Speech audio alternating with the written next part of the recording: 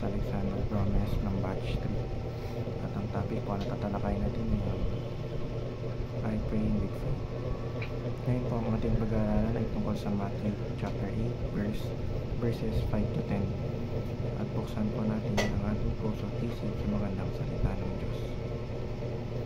Sinasabi dito na when Jesus had entered Capernaum, a centurion came to him asking for help. Lord, he said, my servant lies at home paralyzed, suffering terribly. Jesus said to him, shall I come and heal him? The centurion replied, Lord, I do not deserve to have you come under my roof, but just say the word, and my servant will be healed. For I myself am a man under authority, with soldiers under me.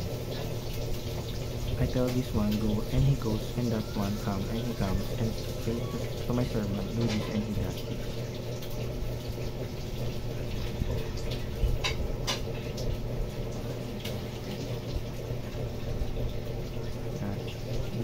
When Jesus heard this, he was amazed and said to those following him, truly I tell you, I have not found anyone in Israel with such a great faith.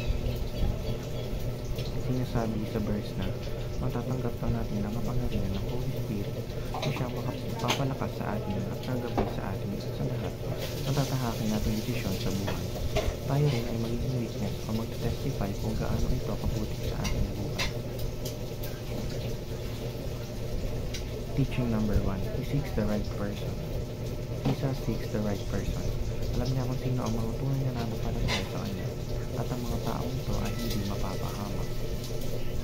Teaching number 2. He believes in Christ's power.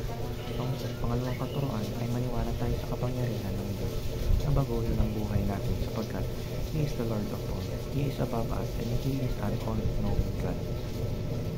Teaching number 3.